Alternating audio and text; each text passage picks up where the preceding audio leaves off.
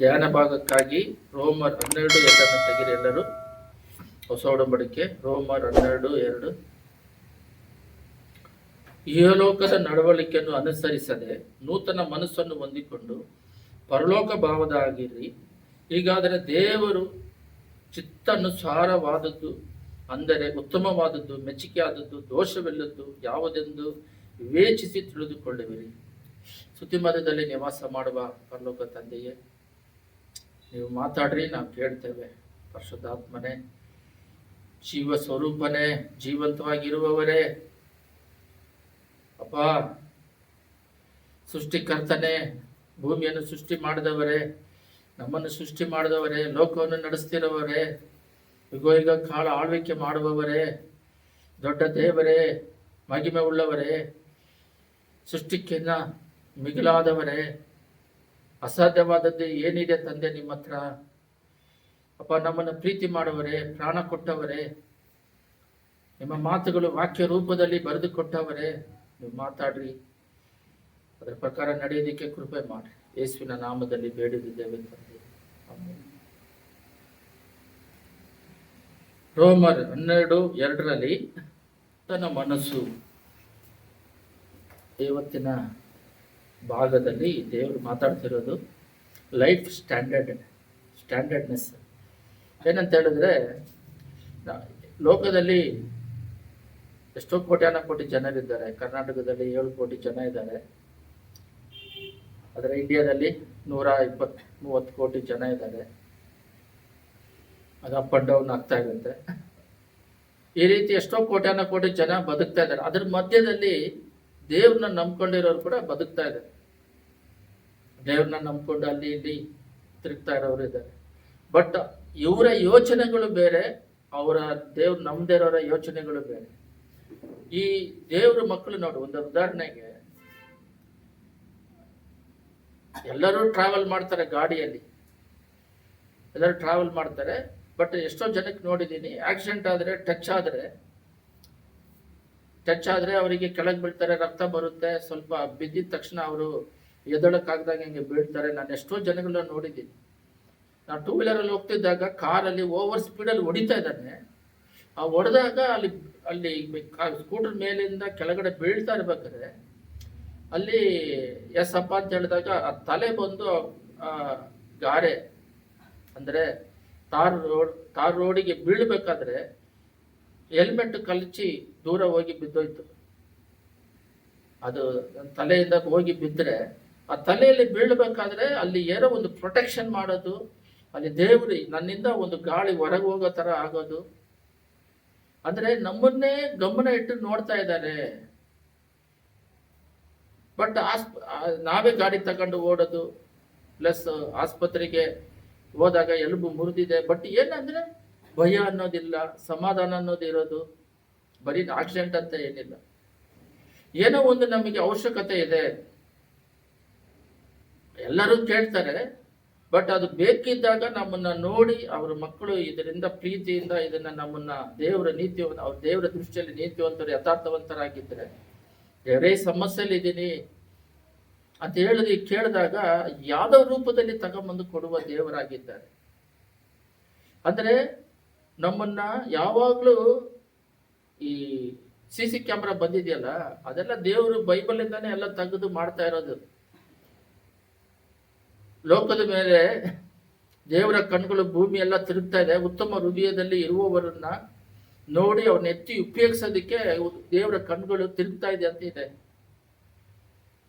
ಆ ರೀತಿಯಾಗಿ ದೇವರ ಕಣ್ಗಳು ಪ್ರತಿಯೊಬ್ಬ ಮನುಷ್ಯನನ್ನು ನೋಡ್ತೈತೆ. ಆದರೆ ರಕ್ಷಣೆ ಹೊಂದಿ ದೇವರಿಗೆ ಬ್ಯಾಪ್ಟಿಸಮ್ ತಗೊಂಡು ಅವರ ಮಕ್ಕಳಾಗಿದ್ದವ್ರನ್ನ ದೃಷ್ಟಿಸಿ ನೋಡ್ತಾ ಇರ್ತಾರೆ, ಅವ್ರನ್ನ ಫೋಕಸ್ ಮಾಡ್ತಾ ಇರ್ತಾರೆ ಯಾವಾಗಲೂ. ಅದೇ ಇಲ್ಲಿ ರೋಮರ್ 12:2 ನಾವು ನೋಡುವುದಾದರೆ, ಇಹಲೋಕದ ನಡವಳಿಕೆಯನ್ನು ಅನುಸರಿಸದೆ. ಲೋಕದವರು ಈ ಲೋಕದ ಮೇಲೇನೇ ಚಿಂತೆ. ನೀವು ಅವ್ರ ಹತ್ರ ನಾವು ದೇವ್ರನ್ನ ನಂಬಿಲ್ಲ, ರಕ್ಷಣೆ ಹೊಂದಿಲ್ಲ ಅಂತ ಹೇಳಿದ್ರೆ, ದೇವರ ಪ್ರೀತಿ ಅಭಿಷೇಕ ಅನ್ನೋದು ನಮ್ಮಲ್ಲಿ ಇಲ್ದ ಇದ್ರೆ, ಇಲ್ಲಿ ನೋಡ್ರಿ, ಒಂದು ನಿಮಗೆ ತಿಳಿಸಕ್ಕೆ ಇಷ್ಟಪಡ್ತೀನಿ, ಕ್ರಿಶ್ಚಿಯನ್ ದೇಶ ಅನ್ನೋದಿಲ್ಲ. ಕ್ರಿಶ್ಚಿಯನ್ ಕಮ್ಯುನಿಟಿ ಅನ್ನೋದು, ಕ್ರಿಶ್ಚಿಯನಿಟಿ ಅನ್ನೋದು ಅವೆಲ್ಲ ಮನುಷ್ಯರು ಮಾಡ್ಕೊಂಡಿದ್ದು ಲೋಕಕ್ಕೆ ವ್ಯವಹಾರಗಳು.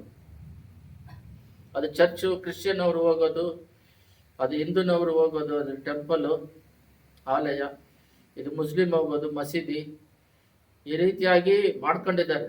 ಬಟ್ ದೇವರ ದೃಷ್ಟಿಯಲ್ಲಿ ಈ ಲೆಕ್ಕ ಬರೋದಿಲ್ಲ. ದೇವರ ದೃಷ್ಟಿಯಲ್ಲಿ ಏನು ಬರುತ್ತಂತಂದ್ರೆ, ದೇವರ ದೃಷ್ಟಿ ಬೇರೆ, ಲೋಕದ ದೃಷ್ಟಿ ಬೇರೆ. ದೇವರ ದೃಷ್ಟಿಯಲ್ಲಿ ಉತ್ತಮವಾದ ದೇವರ ದೃಷ್ಟಿಯಲ್ಲಿ ಯಥಾರ್ಥವಂತರು. ದಾನಿಯೇಲನ್ನು ಸಿಂಹದ ಗುಹೆಯಲ್ಲಿ ಹಾಕಿದಾಗ ರಾಜ ಬೆಳಗ್ಗೆ ಓಡಿ ಬರ್ತಾ ಇದ್ದಾನೆ. ಅವಾಗ ಅವನು ಓಡಿ ಬಂದು ಕೇಳ್ತಾನೆ, ನೀತಿ ಸ್ವರೂಪನಾದ ದಾನಿಯೇಲನೇ, ಯಥಾರ್ಥವಾಗಿ ದೇವರನ್ನ ಆರಾಧನೆ ಮಾಡ್ತಿರೋನ್ನೇ ನೀನನ್ನ ಕಾಪಾಡಿದ್ರ ಅಂತ ಕೇಳ್ತಾನೆ. ಅಷ್ಟು ವಿಶ್ವಾಸ. ಅದಕ್ಕೆ ದಾನಿಯೇಲ ಹೇಳ್ತಾನೆ, ನಾನು ದೇವರ ದೃಷ್ಟಿಯಲ್ಲಿ ನೀತಿವಂತನಾಗಿರೋದ್ರಿಂದ ನನ್ನನ್ನ ಸಿಂಹದ ಬಾಯಿಯಿಂದ ಕಾಪಾಡಿದ್ದಾರೆ, ಅಂದ್ರೆ ಕಡಿದು ತಿಂದಂಗೆ ಮಾಡಿದ್ದಾರೆ ಅಂತ. ಈ ರೀತಿ ಎಷ್ಟೋ ಜನಕ್ಕೆ ಸಾಧು ಸುಂದರ್ ಸಿಂಗ್ ಬುಕ್ ಓದಿದಾಗ ಮೇಲಿಂದ ಒಬ್ರು ನೋಡ್ತಾ ಇದ್ರೆ ಒಳಗೆ ಪ್ರೇಯರ್ ಮಾಡ್ತಿದ್ರಂತೆ.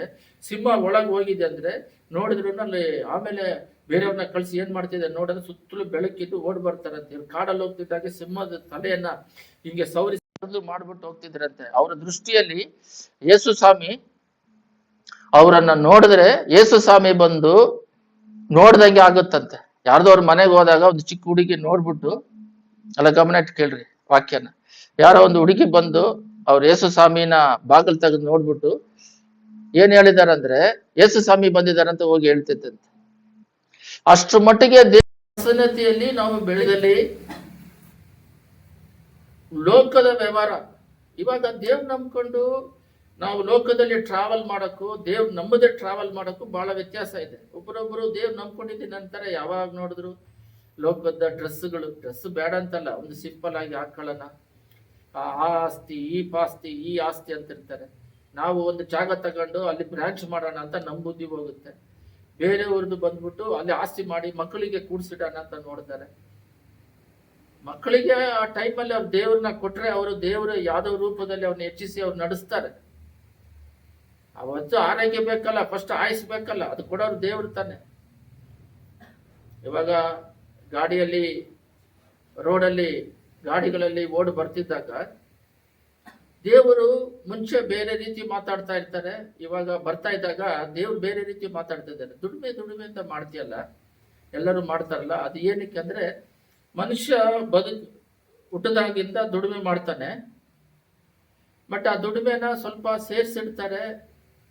ಸ್ವಲ್ಪ ಜನ ಅದರಿಂದ ಅವ್ರ ಮಕ್ಕಳಿಗೆ ಮೊಮ್ಮಕ್ಕಳಿಗೆ ಇಡ್ತಾರೆ. ಇವ್ರ ವೇದನೆ ದುಃಖದಿಂದ ಅವ್ರು ಯಾರನ್ನು ಕೇರ್ ಮಾಡ್ದಂಗೆ ಅವರು ಸಾಯ್ತಾರೆ. ಏನು ಹೇಳಕ್ ಇಷ್ಟಪಡ್ತೀನಿ ಅಂದ್ರೆ, ಆ ದುಡಿಮೆ ಅನ್ನೋದು ಏನ್ ದುಡಿಮೆ ಮಾಡ್ತಾರೋ ಅದು ಬಂದು 3 ಕಾರ್ಯಕ್ಕೆ ಯೂಸ್ ಆಗುತ್ತೆ. ಒಂದು ಅವರ ಹೊಟ್ಟೆ ಪಾಡಿಗೆ, ಹೊಟ್ಟೆ ತುಂಬಿಸೋದಕ್ಕೆ, ಮತ್ತೆ ಕುಟುಂಬಗಳ ಅವರಿಗೆ ಬೇಕಾಗಿರೋ ಸ್ಕೂಲಿಗೆ ಹೊಟ್ಟೆ ಪಾಡಿಗೆ ಯೂಸ್ ಮಾಡ್ಕೊಂಡು ಬೇಕಾಗಿರೋ ಖರ್ಚು ಮಾಡ್ಕೊಂಡು ಹೋಗೋದಿಕ್ಕೆ. ಬಟ್ ಅದು ಎಲ್ಲರೂ ಮಾಡ್ತಾ ಇದ್ದಾರೆ ಪ್ರಪಂಚದಲ್ಲಿ. ಆದರೆ ಒಬ್ಬರ ಮೈಂಡ್ ಸೆಟ್ ಆಗ್ಬಿಟ್ಟು ಸೇರ್ಸಿಡ್ಬೇಕು, ಆಸ್ತಿ ಮಾಡ್ಬೇಕಂತ ಮಾಡ್ತಾರೆ. ಒಬ್ಬನೇ ಹುಡುಗ ಆಸ್ತಿ ಬೇಕಾದಷ್ಟು ಮಾಡಿಟ್ಟಿದ್ದಾರೆ. ಕ್ರಿಕೆಟ್ ಟೂರ್ನಮೆಂಟ್ ಅಲ್ಲಿ 18 ವರ್ಷ ಆದಮೇಲೆ ಬ್ಯಾಂಗ್ಳೂರು RCB ಗೆದ್ದಿದೆ ಅಂತ ಹೇಳಿ ವಿರಾಟ್ ಕೊಹ್ಲಿ ಎಲ್ಲ ಬೆಂಗಳೂರಿಗೆ ಬಂದ್ಮೇಲೆ ಅವನ್ನ ನೋಡಕ್ ಹೋಗಿ ಚಿನ್ನಸ್ವಾಮಿ ಸ್ಟೇಡಿಯಲ್ಲಿ ತುಳಿಯಲ್ಪಟ್ಟು ಸತ್ತೋದ. ಇಷ್ಟು ಆಸ್ತಿ ಇದೆ ಒಬ್ಬನೇ ಮಗ ಅಂತ. ಇವಾಗ ಸೇರ್ಸಿಟ್ಟು ಏನು ಪ್ರಯೋಜನ? ಮೆಸೇಜ್ಗಳು ನಿಮಗೆ ಅರ್ಥ ಆಗುತ್ತೆ ಏನೋ ಗೊತ್ತಿಲ್ಲ. ನಾವು ಮಣ್ಣಿಂದ ಬರ್ಬೇಕಾದ್ರೆ, ತಾಯಿ ಹೊಟ್ಟೆಯಿಂದ ಬರ್ಬೇಕಾದ್ರೆ ಬಟ್ಟೆ ಇಲ್ಲದೆ ಬರ್ತೀವಿ.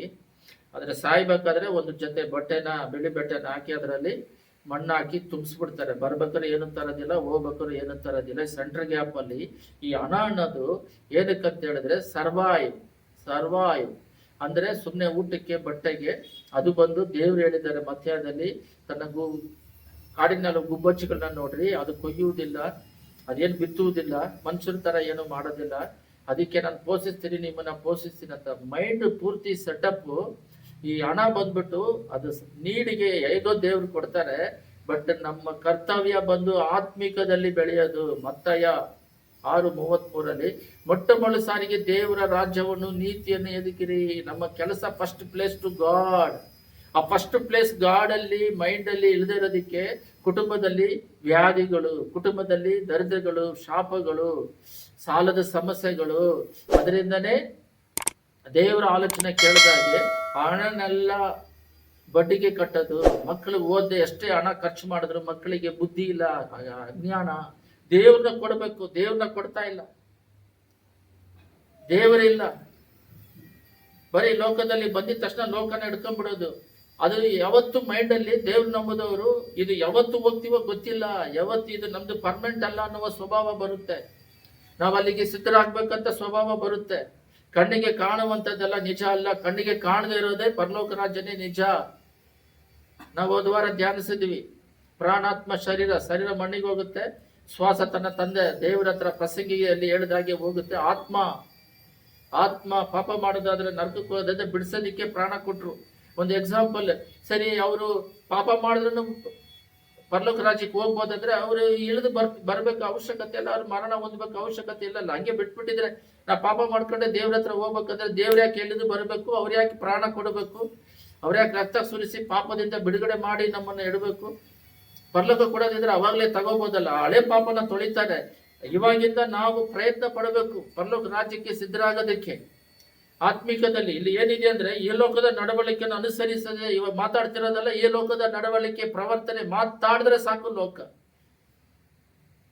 ಗಂಡ ಹೆಂಡತಿ ಮಾತಾಡಿದ್ರು ಸರಿ, ಮಕ್ಕಳ ಹತ್ರ ಮಾತಾಡಿದ್ರು ಸರಿ, ಅದು ಇಲ್ಲ, ಈ ಚಪ್ಪಲಿಗಳಿಲ್ಲ, ಇರೋದ್ರಲ್ಲಿ ತೃಪ್ತಿಯಾಗಿ ಇದ್ದುಕೊಂಡು ಆತ್ಮಿಕದಲ್ಲಿ ಬಲ ಹೊಂದಿದೀವಾ?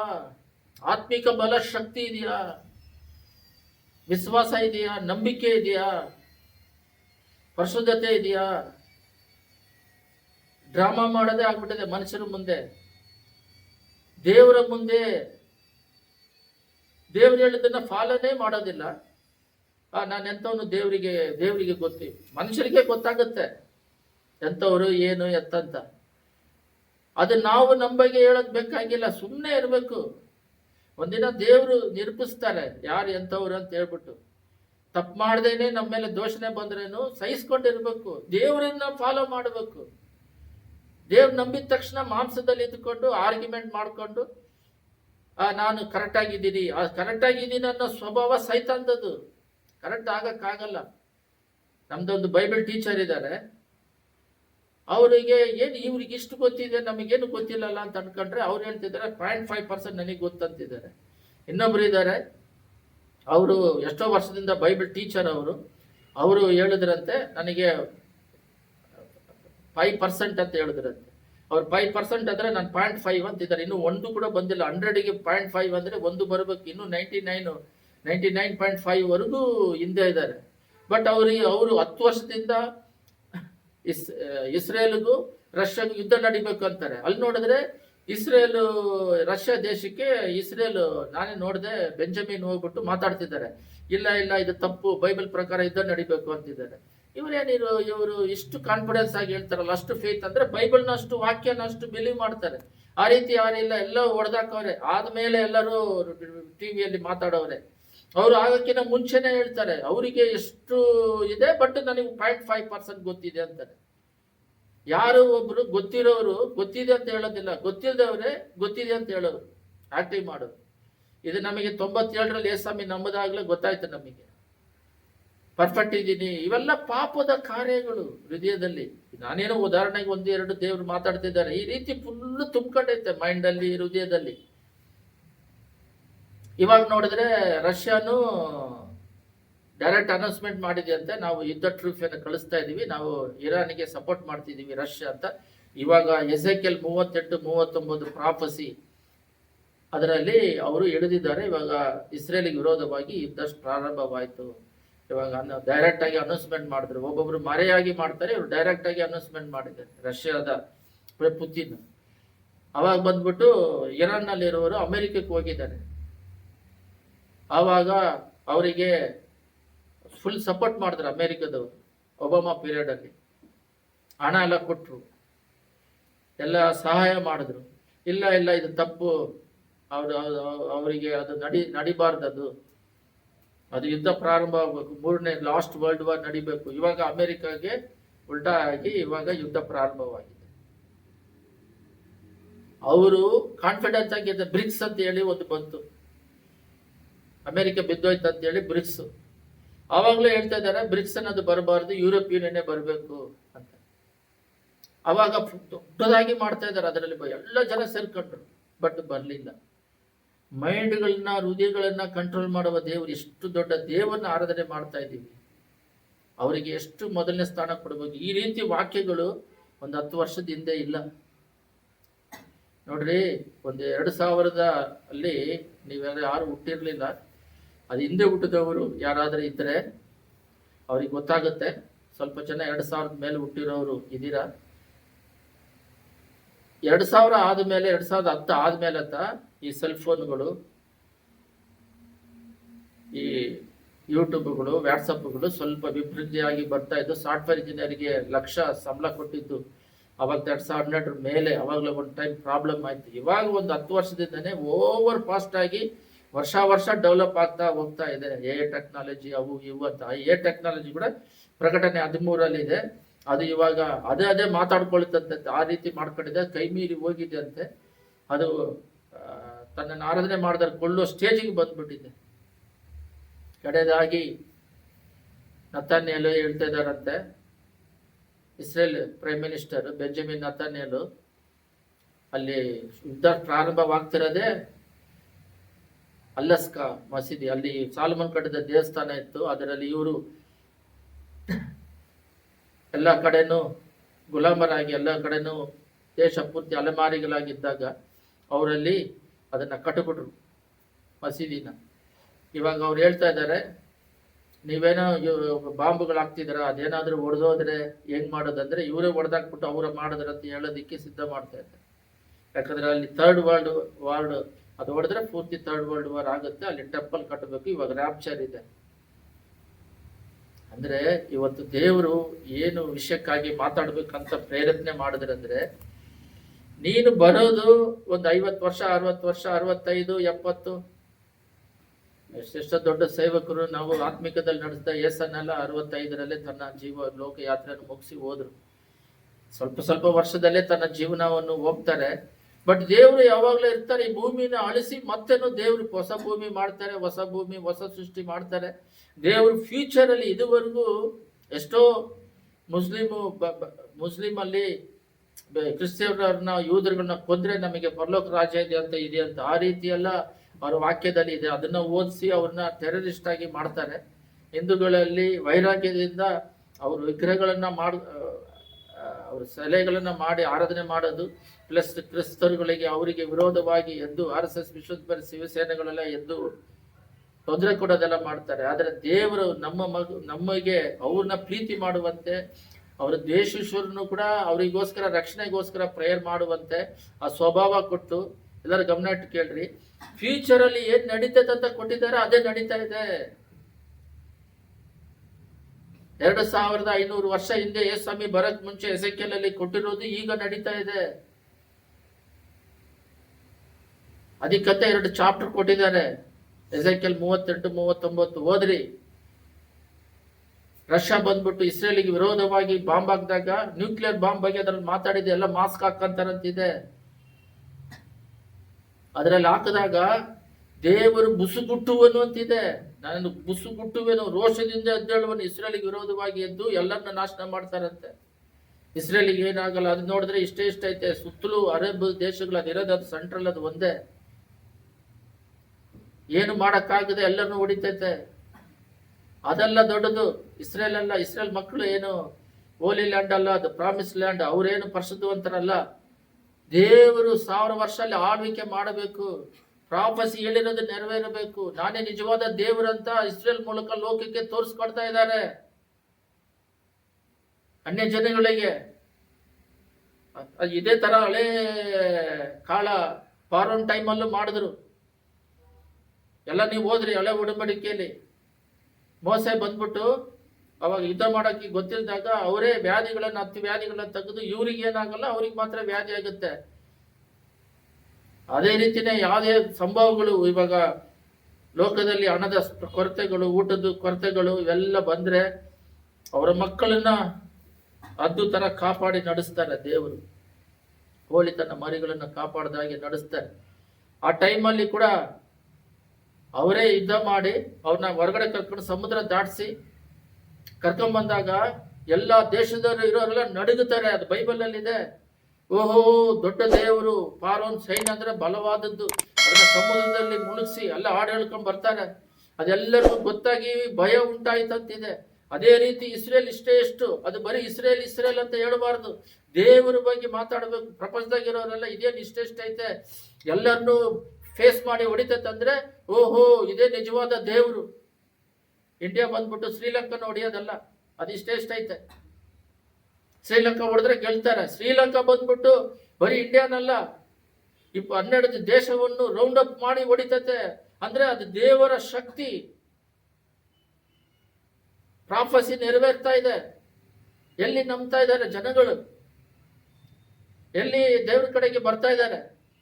ಇಲ್ಲೇನಿದೆ ನೋಡ್ರಿ, ನೂತನ ಮನಸ್ಸನ್ನು ಹೊಂದಿಕೊಂಡು ಹೊಸ ಸ್ವಭಾವ, ದೇವರ ಸ್ವಭಾವ ನಮ್ಮಲ್ಲಿ ಬರಬೇಕು. ದೇವರು ಎಷ್ಟು ದೊಡ್ಡ ದೇವರು ನಾವು ಆರಾಧಿಸ್ತಿರೋರು. ಫ್ಯೂಚರ್ ಅಲ್ಲಿ ಏನ್ ಹೇಳ್ತೀವೋ ಅದು ನಡೀತಾ ಇದೆ. ಏನ್ ಇವಾಗ ನೆಕ್ಸ್ಟ್ ಸ್ಟೆಪ್ ಏನ್ ಬರ್ತಾ ಇದೆ ಅಂದ್ರೆ ರ್ಯಾಪ್ಚರ್ ಇದೆ. ಅಲ್ಲಿ ದೇವಸ್ಥಾನ ಕಟ್ತಾರಂತ ನಮಗೆ ಗೊತ್ತು. ಅಣ್ಣಿಯರಿಗೆ ಗೊತ್ತಾ? ಸ್ವಾಮಿ ನಮ್ದವರಿಗೆ ಗೊತ್ತಾ? ಮುಸ್ಲಿಂನವರಿಗೆ ಗೊತ್ತಾ? ಸಿಖ್ನವರಿಗೆ ಗೊತ್ತಾ? ಗೊತ್ತಿದ್ದು ನಾವೇನ್ ಮಾಡ್ತಾ ಇದ್ದೀವಿ? ಹೇಳ್ತಾ ಇದೀವ? ಫ್ರೀ ಆಗತ್ತಾನೆ ಐತೆ ಯೂಟ್ಯೂಬ್, ಫೇಸ್ಬುಕ್, ಇನ್ಸ್ಟಾಗ್ರಾಮ್ಗಳು. ಟೈಮ್ ವೇಸ್ಟ್ ಮಾಡ್ಕೊಂಡು ಯಾರೋ ಒಂದು ಹುಡುಗಿ, ಯಾರೋ ಒಂದು ಹುಡುಗ, ಅವ್ರು ಬಗ್ಗೋದು, ಎದ್ದೇಳೋದು, ನಡೆಯೋದು, ಅದನ್ನ ನೋಡ್ಕೊಂಡು ಟೈಮ್ ಪಾಸ್ ಮಾಡ್ತಾ ಇದ್ದೀವಿ. ಅದಕ್ಕೆ ದೇವರು ನಮಗೆ ಕೊಟ್ಟಿರೋದು ಇನ್ನು ಸಮಯ ಇಲ್ಲ. ಯಾರೋ ಒಂದೋ ಎರಡೋ ಸೇವಕರು ಮಾತ್ರ ಬಾಯಿ ಬಡ್ಕೊಂತ ಇದ್ದಾರೆ, ದೇವರ ಬರಿಕೆ ಸಮೀಪವಾಯ್ತು, ಸಭೆಗಳನ್ನ ಸಿದ್ಧ ಮಾಡ್ರಿ ಅಂತ. ಬೇರೆ ಯಥಾಪ್ರತವಾಗಿ ನೋವನ್ನು ಕೂಗುದ ಬೋಟ್ ಮಾಡಿಬಿಟ್ಟು ಬನ್ರಿ ಬನ್ರಿ ಬನ್ರಿ ಬನ್ರಿ ಅಂತ 100 ವರ್ಷ ಪ್ರಸಂಗ ಮಾಡಿದ್ದಾನೆ, ಬೋಟ್ ಕಟ್ಟಿದ್ದಾರೆ. ನೋಡಿದ್ರೆ ಗೊತ್ತಾಗೋದಿಲ್ಲ. ಮೃಗಗಳಿಗೂ ಬರ್ತೈತೆ, ಅದಕ್ಕೆ ಅದು ಬರ್ತೈತೆ. ಮನುಷ್ಯರು ಹೋಗಿ ಮೃಗಗಳು ಬಂದಿದ್ದಾವೆ, ಮನುಷ್ಯ ಬರಲಿಲ್ಲ, ಅಳಿದೋದ್ರು. ಈಗ ರ್ಯಾಪ್ಚರ್ ಎಲ್ಲೆಲ್ಲೆಲ್ಲ ದೇವರಿಗೆ ಪರಲೋಕದ ರಾಜ್ಯಕ್ಕೆ ಸಂಬಂಧಪಟ್ಟಿದ್ದೆಲ್ಲ ಬರೀ ಒಬ್ಬರು ಇಬ್ಬರೇ. ಐಪ್ತ ದೇಶದಿಂದ ಹೊರಗಂತೂ ಮಾಡಿಸಿದ್ರು, ರಕ್ಷಣೆ ಮಾಡಿಸಿದ್ರು. ಕಾನಾನಿಗೆ ಹೋದವರು ಇಬ್ಬರೇ, ಕಾಲೇಬ್, ಯೋಶುವ ಎಲ್ಲ ಹೋದ್ರು. ಅವರ ಮಕ್ಕಳ ಸಂತತಿ ಹೋದ್ರು. ಈ ಕಾನಾನ್ ನೋಡಿ, ಈ ಐಗಿಪ್ತ ದೇಶವನ್ನು ನೋಡಿ ಕಾನಾನ್ ನೋಡಿದವರು ಇಬ್ಬರೇ, ಕಾಲೇಬ್, ಯೋಶುವ. ಅದೇ ರೀತಿ ಸೋದಮ್ ಗೋರನ್ನ ಅಳಿಸಿದಾಗ ಕಾಪಾಡಲ್ಪಟ್ಟಿದ್ದು 3 ಜನ. ಅದರಲ್ಲಿ ಲೋತನ ಹೆಂಡತಿ ಕೂಡ ಹೋದ್ರು. ಲೋತನು ಅವ್ರ 2 ಹೆಣ್ಮಕ್ಳು. ಅನೇಕ ಜನನ್ನ ಕರೆದಿದ್ದಾರೆ. ಆದರೆ ಎಷ್ಟೋ ಜನಗಳು ದೇವ್ರ ನಂಬ್ಕೊಂಡು ಬಂದಿದ್ದಾರೆ. ಆದರೆ ಪರಲೋಕ ರಾಜ್ಯಕ್ಕೆ ಹೋಗೋರು ಎಷ್ಟು ಜನ? ಕರೆಯಲ್ಪಟ್ಟವರು ಅನೇಕ ಜನ, ಆರಿಸಿಕೊಂಡು ಪರಲೋಕ ರಾಜ್ಯಕ್ಕೆ ಸ್ವಲ್ಪ ಜನ. ಬೈಬಲಲ್ಲಿದೆ. ಪರಲೋಕ ಅಂತ ಬಂದಾಗೆಲ್ಲ ಸ್ವಲ್ಪ ಜನನೇ, ಜಾಸ್ತಿ ಜನ ಇಲ್ಲ. ಇದಕ್ಕೇನ್ ಕಾರಣ? ಒಂದೇ ಒಂದು ಜಾಗದಲ್ಲಿ ಮಾತ್ರ, ನಿನೆವೆ ಪಟ್ಟಣದಲ್ಲಿ ಹೇಳಿದಾಗ ಎಲ್ಲರೂ ಗೋಣಿ ತಟ್ಟನ್ನು ತಡ್ಕೊಂಡು ಮನಸ್ಸು ಬದಲಾಯಿಸಿದ್ರು. ಪರಲೋಕ ರಾಜ್ಯಕ್ಕೆ ಹೋಗುವವರು ಸಿದ್ಧರಾಗೋರು. ಕ್ರೈಸ್ತರು ಅನ್ನೋದು ಇಲ್ಲ, ಕ್ಯಾಸ್ಟ್ ಅನ್ನೋದು ಇಲ್ಲ, ಜಾತಿ ಅನ್ನೋದಿಲ್ಲ, ದೇವರಲ್ಲಿ ಇಲ್ಲ, ಬೈಬಲಲ್ಲಿ ಇಲ್ಲ. ಮನುಷ್ಯರು ಮಾಡ್ಕೊಂಡಿದ್ದಾರೆ ಕ್ಯಾಸ್ಟ್ಗಳೆಲ್ಲ, ಅವ್ರಿಗೆ ಸೌಕರ್ಯಕ್ಕೆ ಮಾಡ್ಕೊಂಡಿದ್ದಾರೆ ಪರಲೋಕ ರಾಜ್ಯಕ್ಕೆ ಹೋಗ್ಬಾರ್ದು ಅಂತ ಹೇಳಿ. ಅವರು ಲೋಕದ ಸಂಪ್ರದಾಯಕ್ಕೆ ಅನ್ಯರುಗಳು ಮಾಡತ್ತಾರ, ಇವರು ಲೋಕದ ಮಾಂಸಿಕದಲ್ಲಿ ಅದನ್ನೇ ಹೇಳ್ತಾರೆ. ಈ ಲೋಕದ ನಡವಳಿಕೆಯನ್ನು ಅನುಸರಿಸದೆ ಈ ಲೋಕಕ್ಕೆ ಸಂಬಂಧಪಟ್ಟ ಕಾರ್ಯಗಳೆಲ್ಲ ತೆಗೆದಾಕ್ರಿ. ನೂತನ ಮನಸ್ಸನ್ನು ಹೊಂದಿಕೊಳ್ಳಿರಿ. ನೂತನ ಮನಸ್ಸಂದ್ರೆ ರೋಡಲ್ಲಿ ಹೋಗ್ಬೇಕಾರೆ ಬರ್ಬೇಕಾರೆ ನಮ್ಮ ಯೋಚನೆನೇ ಬೇರೆ, ಅವರು ಬೇರೆಯವರ ಯೋಚನೆನೇ ಬೇರೆ. ರಕ್ಷಣೆ ಹೊಂದಿರೋರ ಯೋಚನೆ ಬೇರೆ, ಅಭಿಷೇಕ ಹೊಂದಿರೋರ ಯೋಚನೆ ಬೇರೆ. ಪರಲೋಕ ಭಾವದವರಾಗಿರಿ. ನಾವು ಪರಲೋಕ ಆಲೋಚನೆ ಉಳ್ಳವರಾಗಿ ಮಾರ್ಪಡಬೇಕು. ದೇವ್ರು ನಮ್ಮ ಜೊತೆ ಮಾತಾಡಬೇಕು, ನೈಟಲ್ಲಿ, ಬೆಳಗಿನ ಜಾವದಲ್ಲಿ. ಹೀಗಾದರೆ ದೇವರ ಚಿತ್ತಾನುಸಾರವಾದದ್ದು ಅಂದರೆ ಉತ್ತಮವಾದದ್ದು, ಮೆಚ್ಚುಗೆಯಾದದ್ದು, ದೋಷವಿಲ್ಲದ್ದು ಯಾವುದೆಂದು ವಿವೇಚಿಸಿ ತಿಳಿದುಕೊಳ್ಳುವಿರಿ. ಯೋಚನೆ ಬೇರೆ, ದೇವ್ರು ನಂಬಿರೋ ಯೋಚನೆ ಬೇರೆ, ಅವರ ಪ್ರವರ್ತನೆ ಬೇರೆ, ಅವರ ನಡವಳಿಕೆ ಬೇರೆ. ಆದರೆ ಬೇರೆಯವರು ಒಂದನ್ನೇನೋ ಹಿಡ್ಕೊಂಡು ನಾ ಕರೆಕ್ಟ್ ಅಂತಿರ್ತಾರೆ. ಕರೆಕ್ಟ್ ಅನ್ನೋದು ಅವರು ಹೇಳೋದು ಬೇಡ, ಅವರು ಮನಸ್ಸಿನಲ್ಲಿ ಯೋಚನೆ ಮಾಡೋದು ಬೇಡ. ಒಂದು ಸೂಚಿಯಷ್ಟು ಈಗೋ ಪ್ರಾಬ್ಲಮ್ ಇರಬಾರ್ದು. ಯಾವಾಗಲೂ ದೇವರ ಸ್ವಭಾವ ಉಳ್ಳವರಾಗಿ, ದೇವರ ಮಾತಿನಲ್ಲಿ ಉಳ್ಳವರಾಗಿ, ಬೇರೆಯವ್ರನ್ನ ರೂಪಿಸಿ ನಡೆಸುವವರಾಗಿರಬೇಕು. ಅವ್ರನ್ನವರೇ ಬಿಡಿಸ್ಕೊಳ್ಳೋಕೆ ಕಷ್ಟ ಪಟ್ಕೊಂಡಿದ್ದಾರೆ, ಇನ್ನೊಬ್ಬರನ್ನೆಲ್ಲಿ ಬಿಡಿಸ್ತದೆ? ಯಾರು ಒಬ್ರು ದೇವ್ರು ನಂಬ್ಕೊಂಡು ಇನ್ನೊಬ್ಬರನ್ನ ಒಬ್ಬರಾದ್ರೂ ಸಾಯೋದ್ರೊಳಗಡೆ ಒಂದು ಆತ್ಮ ಆದ್ರೆ ಆದಾಯ ಮಾಡ್ತಾರೋ ಅವರಿಗೆ ಆತ್ಮ ಭಾರ ಇರುತ್ತದೆ. ಅವರಿಗೆ ಏನಿದ್ರು ಆ ಪ್ರೀತಿ ಅನ್ನೋದು ಒಳಗಡೆ ಬರುತ್ತೆ. ಆತ್ಮ ದಾಗ ಅಲ್ಲಿದ್ದ ಗೊತ್ತಾಗುತ್ತೆ. ಅವ್ರು ಯಾವಾಗ್ಲೂ ತೌಕ ಪಡೋದಿದ್ರೆ ದೇವ್ರಿದ್ದಾರೆ ಅಂತ ಅರ್ಥ ಅವ್ರ ಹೃದಯದಲ್ಲಿ. ಅವ್ರು ಬರ್ತಾರ ಬರಲ್ಲ, ಅಟ್ಲೀಸ್ಟ್ ಅದನ್ನ ಬಾಯಿನಲ್ಲಾದ್ರೆ ಹೇಳ್ತಾರೆ. ಈ ರಥ ಬೈಬಲಲ್ಲಿ ಇದೆಯಪ್ಪ, ಬರುವಿಕೆ ಬಗ್ಗೆ ಇದೆ, ಈ ರೀತಿ ದೇವರು ಲಾಸ್ಟ್ ಟೈಮಲ್ಲಿ ಲಾಸ್ಟ್ ಯುರೋಪಿಯನ್ ಬರಬೇಕು. ನಾನೇ ಒಂದು 5 ವರ್ಷಕ್ಕೂ ಮುಂಚೆ ಎಲ್ಲ ಕಡೆನೂ ಯುರೋಪಿಯನ್ ಬರ್ತದಂತ ಈ ಪಾಸ್ಟರ್ ಫೆಲೋಶಿಪ್ಪಲ್ಲೆಲ್ಲ ಮಾತಾಡ್ಕೊಂಡು ಹೇಳ್ತಾ ಇದ್ದೆ. 2023 ಅಕ್ಟೋಬರಿಂದ ಸ್ಟಾರ್ಟ್ ಮಾಡಿಕೊಂಡು ದೇವರ ಬರುವಿಕೆ ಸಮೀಪವಾಯ್ತು, ಟೆಂಪಲ್ ಕಟ್ತಾರೆ, ಯುರೋಪಿಯನ್ ಬರ್ತದಂತ. ಬೈಬಲಲ್ಲಿ 10 ಬೆರಳು ಇದೆ. ಸೆಂಟ್ರಲ್ಲಿ ನಾವು ಬಂದ್ಬಿಟ್ಟಿದ್ದೀವಿ. ರೋಮರಲ್ಲಿ ಹೊಡೆದಿದ ತಕ್ಷಣ ದಾನಿಯೇಲಲ್ಲಿ ಇದೆ. ಸೆಂಟ್ರಲ್ಲಿ ನಾವು 2,000 ವರ್ಷ ನಾವಿದ್ದೀವಿ. ಇವಾಗ 10 ಬೆರಳು ಬರಬೇಕು. ಯುರೋಪಿಯನ್ನಲ್ಲಿ ಲೀಡರ್ 10, ಬಟ್ ಅದಕ್ಕೆ ಲೀಡರ್ ಆಗಿ 10 ಜನ ಇರ್ತಾರೆ, ಮಿಕ್ಕಿದವರೆಲ್ಲ ಅದ್ರ ಕೆಳಗಡೆ ಇರ್ತಾರೆ. ಇವಾಗ ಇಷ್ಟೆಲ್ಲ ನಡೀತಾ ಇದೆ, ಇಷ್ಟೆಲ್ಲ ಮಾಡ್ತಾ ಇದ್ದಾರೆ. ಇದು ಬೇರೆಯವ್ರಿಗೆ ಗೊತ್ತಿಲ್ಲ, ನಮಗೆ ಗೊತ್ತು. ಸಿದ್ಧರಾಗಿದ್ದೀವ, ಅಷ್ಟು ಮಟ್ಟಿಗೆ ದೇವ್ರನ್ನ ಪ್ರೀತಿ ಮಾಡ್ತೀವ, ಅಷ್ಟು ಬದಿ ಯೋಚನೆಯಲ್ಲಿ ಇದೀವ. ವಾಟ್ಸಪ್, ಯೂಟ್ಯೂಬ್ ಎಲ್ಲ ಈ ಕಡೆ ಕಾಲದಲ್ಲಿ ಯಾಕೆ ಕೊಟ್ಟಿದ್ದಾರೆ ಅಂದ್ರೆ, ನೀವು ಪ್ರಕಟಣೆ ತೆಗೆದು ಹೋದ್ರಿ, ಅದರಲ್ಲಿ ಯಾರು ರ್ಯಾಪ್ಚರ್ ಆದ್ಮೇಲೆ ಯಾರು ಇರೋದಿಲ್ಲ, ಪರಿಶುದ್ಧಾತ್ಮನೇ ಇರೋದಿಲ್ಲ. ಒಬ್ಬರೇ ಇಬ್ರು ಮಾತ್ರ ಬರ್ತಾರೆ. ಲೋಕ ಪೂರ್ತಿ ಡಾರ್ಕ್, ಪೂರ್ತಿ ಕಂಟ್ರೋಲ್ ಸೈತಾನ. ಇದುವರೆಗೂ ಭೂಮಿ ಉಂಟಾದಿಂದ ಆದಾಮ್ಯಾವಳಿಂದ ಇದುವರೆಗೂ ಆ ರೀತಿ ಇಲ್ಲ. ಆದಾಮ್ಯಾವಳಿಂದ ಯಾರೋ ಒಬ್ರು ಪ್ರಾರ್ಥನೆ ಮಾಡ್ಕೊಂಡು ಕಾಪಾಡ್ಕೊಂತ ಬರ್ತಾ ಇದ್ದಾರೆ. ಅವನು ಪೂರ್ತಿ ಆಳ್ವಿಕೆಗೆ ಸೈತಾನಿಗೆ ಕೊಟ್ಟಿಲ್ಲ. ಅದೆಲ್ಲ ನಮ್ ಮುಂಚೆ ಮೆಸೇಜಲ್ಲಿ ಕೇಳಿದ್ದೀರ. ಆವಾಗ ಬರೀ ಟೋಟಲ್ ಸೈತಾನ್ ಕಂಟ್ರೋಲ್ ಇರ್ಬೇಕಾದ್ರೆ ಇಬ್ರು ಮಾತ್ರ. ಅವನ್ನ ಏನ್ ಮಾಡಿದ್ರು ಸಾಯ್ಸಕ್ಕಾಗಲ್ಲ. ನಿನ್ನತ ಒಂದು ಸ್ಟೇಟಸ್ ಅಲ್ಲಿ ನೋಡಿದೆ, ಅದಕ್ಕೆ ಕೊಟ್ಟಿರೋದು ಫೇಸ್ಬುಕ್. ಇದು ಏನ್ ನೋಡಿದೆ ಅಂದ್ರೆ, ಯೋವನ್ನ ಆನೆ ಮರಿಯಿಂದ ತುಳಿಸೋದು, ಅವ್ನು ಸಾಯೋದಿಲ್ಲ, ಬೆಂಕಿಯಲ್ಲಿ ಹಾಕೋದು ಸಾಯೋದಿಲ್ಲ, ಎಣ್ಣೆನ ಕುದಿಸಿ ಅದರಲ್ಲಿ ಹಾಕಿದ್ರೆ, ಎಣ್ಣೆಲಿ ಹಾಕಿದ್ರೆ ಎದ್ದು ಹೊರಗೆ ಬರ್ತಾ ಇದ್ದಾರೆ. ಇನ್ನೇನು ಸಾಯ್ಸಕ್ಕಾಗಲ್ಲ, ಪದ್ಮೋಸದಲ್ಲಿ ಹಾಕಿದ್ರೆ ಏಕೆ ಅವರಿಗೆ ಸಾಯಿಸಲ್ಲ ಅಂತ ನೋಡಿದಾಗ ಅಲ್ಲಿ ಅವರು ರೆವಲ್ಯೂಷನ್ ನ ಬರೀತಾರೆ. ಏನಕ್ಕೆ ಫೇಸ್ಬುಕ್ ಯೂಟ್ಯೂಬ್ ಕೊಟ್ಟಿದ್ದಾರೆ, ಇಬ್ರು ಮಾತ್ರ ಬಂದು ಆಕಾಶದಿಂದ ಬೆಂಕಿ ಇಳಿಸ್ತಾರಂತೆ. ಆದ್ರೆ ಅವ್ರು ಸತ್ತಾಗ 3.5 ದಿನ ಅವರು ಅಲ್ಲೇ ಬಿದ್ದಿರ್ತಾರಂತೆ. 3 ದಿನ ಎಲ್ಲಿ ಅದನ್ನ ಟೆಲಿಕಾಸ್ಟ್ ಮಾಡ್ತಾರೆ. ಅದಕ್ಕೋಸ್ಕರ ಮೀಡಿಯಾಗಳು ದೇವರಿಗೆ ಸೇವೆಗೆ ಸಪೋರ್ಟಿಂಗ್ ಮಾಡೋದಕ್ಕೆ ಇವೆಲ್ಲ ಟೆಕ್ನಾಲಜಿಗಳು. ದೇವರು ಮೈಕಿಂದ 5,000 ಜನಕ್ಕೆ ಹೆಂಗ್ ಮಾತಾಡಿದ್ರು, ಎಷ್ಟು ಕೂಗಿರ್ಬೇಕು. ಇವಾಗ ನಾವು ಒಂದು 30 ಜನಕ್ಕೆ ಮೈಕ್ ಇಟ್ಕೊಂಡಿದ್ವಿ. ಸಿಸ್ಟಮ್ ಇಲ್ದಿದ್ರೆ ಆರಾಧನೆ ಮಾಡಲ್ಲ, ಹೃದಯಾಂತರಾಳದಿಂದ ಆರಾಧನೆ ಮಾಡಬೇಕು. ಅವಾಗ ಎಲ್ಲಿತ್ತು ಮೈಕ್ಗಳು, ಇದು ಮ್ಯೂಸಿಕ್ ಸೆಟ್ಗಳು, ಕೀಬೋರ್ಡ್ ಇಲ್ದಿದ್ರೆ ಆರಾಧನೆ ಮಾಡಲ್ಲ. ಸ್ವಲ್ಪ ಕರೆಂಟ್ ಹೋಗಿದ್ರೆ, AC ಇಲ್ದಿದ್ರೆ ಸಖೆ ಆರಾಧನೆ ಮಾಡೋದಿಲ್ಲ. ಸೌಕರ್ಯ ಅಂತಲ್ಲ, ಯಾವಾಗಲೂ ಕೀಬೋರ್ಡು ಗಿಟಾರ್ಗಳೆಲ್ಲ ಅದು ಸುಮ್ಮನೆ, ಅದು ಸಪೋರ್ಟಿಂಗಿಗೆ ಮ್ಯೂಸಿಕ್ಗಳು. ಹೃದಯಾಂತರಾಳದಿಂದ ದೇವ್ರನ್ನ ಆರಾಧನೆ ಮಾಡಬೇಕು. ಮೈ ಮರೆತು ದೇವರ ಬರುವಿಕೆ ಸಮೀಪವಾಯಿತು, ಸಿದ್ಧರಾಗಿರು. ಎಷ್ಟೋ ವರ್ಷದಿಂದ ದೇವರು ಭೂಲೋಕಕ್ಕೆ ಬಂದು ಪಾಪದಿಂದ ಬಿಡುಗಡೆ ಮಾಡಿ ಅಪೊಸ್ತಲರ ಕಾರ್ಯದಲ್ಲಿ ಇದೆ. ನಾನು ಪರಲೋಕ ರಾಜ್ಯಕ್ಕೆ ಹೋಗ್ತಾ ಇದ್ದೀನಿ, ನಾನು ಹೆಂಗ್ ಹೋಗ್ತೀನೋ ಅದೇ ರೀತಿ ಬಂದು ಕರ್ಕೊಂಡು ಹೋಗ್ತಿದ್ದೀನಿ, ರಿಟರ್ನ್ ಬರ್ತೀನಿ ಅಂತ ಹೇಳಿದ್ದಾರೆ. ಅಪೊಸ್ತಲರು 1:9 ಓದಿದ್ರೆ ಅಲ್ಲಿ ಮಾತುಗಳು ಹೇಳಿದ ಮೇಲೆ ಅವ್ರು ನೋಡುತ್ತಾ ಇರುವಾಗ ಆತನು ಏರಿಸಲ್ಪಟ್ಟನು, ಮೂಡವ ಆತನನ್ನು ಕವಿದುಕೊಂಡಾಗ ಅವರ ಕಣ್ಣಿಗೆ ಮರೆಯಾದನು. ಆತನು ಹೋಗುತ್ತಿರುವಾಗ, ಇಲ್ಲಿದೆ ನೋಡ್ರಿ ಅಪೊಸ್ತಲರು 1:10 ಅವರು ಆಕಾಶದ ಕಡೆಗೆ ದೃಷ್ಟಿಸಿ ನೋಡುತ್ತಾ ಇರಲಾಗಿ ಧರ್ಮ ಶಸ್ತ್ರ ವಸ್ತ್ರ ಧರಿದಲಾದ 2 ಪುರುಷರು ಪಕ್ಕನೆ ಅವರ ಹತ್ರ ನಿಂತುಕೊಂಡು, ಗಲಿಲಯವರೇ, ನೀವು ಏಕೆ ಆಕಾಶದ ಕಡೆಗೆ ನೋಡುತ್ತಾ ನಿಂತಿದ್ದೀರಿ?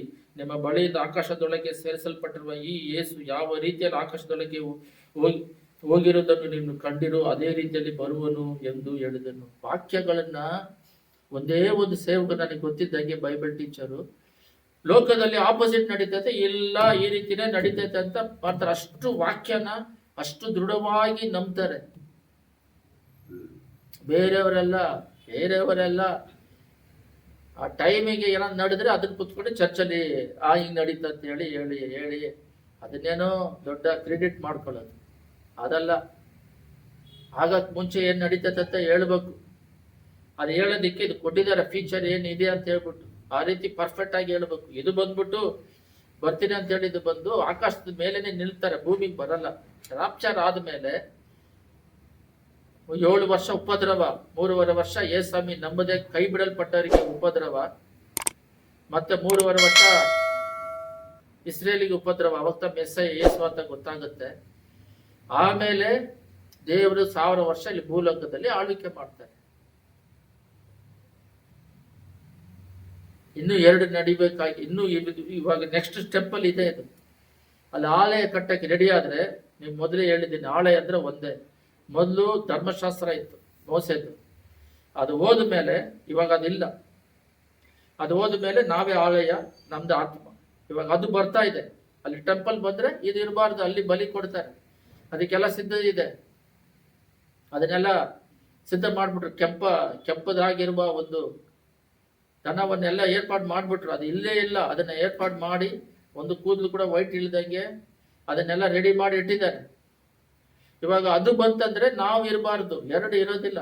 ಇವಾಗ ಅದು ಇದ್ದಾಗ ನಾವು ಇರ್ಲಿಲ್ಲ. ಎಸ್ ಸ್ವಾಮಿ, 1 ಕೊರಿಂಥಿಯರ್ 3:16 ನಾವೇ ದೇವರ ಆಲಯವಾಗಿದ್ದೀವಿ, ಕಟ್ಟಡಗಳೆಲ್ಲ ಆಲಯ. ಇವಾಗ ಅದು ಬಂದ್ರೆ ನಾವು ರ್ಯಾಪ್ಚರ್ ಆಗ್ಬೇಕು.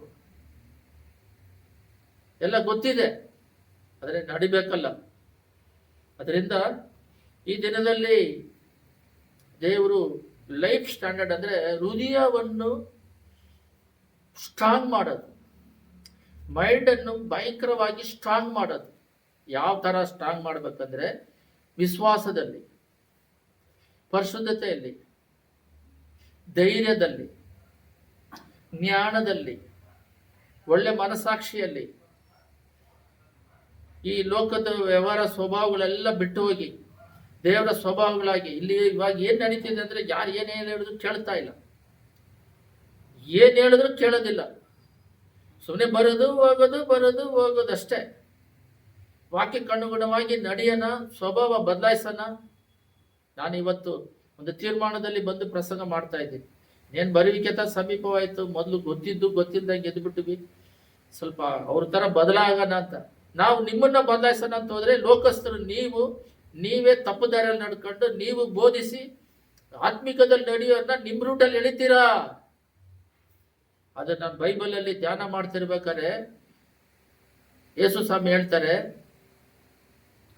ನನ್ನನ್ನು ಕೊಳ್ತಾರೆ, ಕೊಂದಾದ್ಮೇಲೆ 3ನೇ ದಿನ ನಾನು ಎದ್ದೇಳ್ತೀನಿ ಅಂದ್ರೆ, ಪೇತ್ರ ಏನ್ ಮಾಡ್ತಾನೆ ಗೊತ್ತಾ? ಗದರಿಸ್ತಾನೆ. ಆ ರೀತಿ ಪ್ರತಿ ದೇವರ ಮಕ್ಕಳನ್ನ ಸೈತಾನ್ಯಗಳು ತುಂಬಿಕೊಂಡಿರುವ ಜನಗಳು, ವಿಶ್ವಾಸಿಗಳು, ಕುಟುಂಬದಲ್ಲಿರೋರು, ದೇವರು ಯಾರು ನಂಬಿದಾರೋ ಅವ್ರ ಮೈಂಡ್ ಅನ್ನ ಏನ್ ಮಾಡ್ತಾ ಇದ್ದಾರೆ ಅಂತ ಹೇಳಿದ್ರೆ, ಎಳೆದು ಅವ್ರ ಕಡೆಗೆ ತಿರ್ಸ್ಕೊಂತ ಇದ್ದಾರೆ. ಮೈಂಡ್ಗಳನ್ನ ಅವ್ರು ತಿರ್ಸ್ಕೊಂತ ಇದ್ದಾರೆ. ಎಕ್ಸಾಂಪಲ್ ಆಗಿ ನಾವು ಇದರಲ್ಲಿ ನೋಡ್ತೀವಿ, ಯೇಸುಸ್ವಾಮಿ ಬಂದ್ಬಿಟ್ಟು ದೇವರ ಚಿತ್ತಕ್ಕೆ ಒಪ್ಪಿಸಿಕೊಟ್ಟಿದ್ದಾರೆ. ಅವ್ರು ಅದು ನಡಿಬಾರ್ದು ಅಂತೇಳಿ ಗದರಿಸ್ತಾರೆ ಪೇತ್ರರು. ಅವಾಗ ಹೋಗೋ ಸೈತಾನನ ಅಂತ ಹೇಳಿ ಗದರಿಸ್ತಾರೆ. ಆ ರೀತಿ ನಾವು ದೇವರಲ್ಲಿ ಇದ್ದು ಫಲ ಕೊಡಬೇಕು. ಅವರು ನಮ್ಮನ್ನ ಕಂಟ್ರೋಲಿಗೆ ತಗೊಂಡು, ಸೈತಾನ ಕಂಟ್ರೋಲಿಗೆ ತಗೊಂಡು ನಮ್ಮನ್ನ ನಡೆಸ್ತಾನೆ. ಅವ್ರ ಕಂಟ್ರೋಲಿಗೆ ಹೋಗ್ಬಾರ್ದು. ಪ್ರಾರ್ಥನೆ ಮಾಡೋಣ. ಸ್ತುತಿಮಂದಲ್ಲಿ ನಿವಾಸ ಮಾಡುವ ಪರಲೋಕ ತಂದೆಯೇ, ನಿನ್ನ ಕೃಪೆ ನನ್ನ ಮೇಲಿಂದ ನಡೆಸ್ಕೊಡ್ಬೇಕಾಗಿ, ನಿನ್ನ ದಯೆ ನಮ್ಮ ಮೇಲಿಂದ ನಡೆಸ್ಕೊಡ್ಬೇಕಾಗಿ, ಪರಿಶುದ್ಧಾತ್ಮನ ಶಕ್ತಿ ನಮ್ಮಲ್ಲಿ ನಡೆಸ್ಕೊಡ್ಬೇಕಾಗಿ ಆಶೀರ್ವದಿಸ್ರಿ. ಮಹಿಮೆ ಹೊಂದಿರಿ, ಕಣ್ಣು ಹೊಂದಿರಿ. ಯೇಸುವಿನ ನಾಮದಲ್ಲಿ ಬೇಡಿದ್ದೇವೆ ತಂದೆ.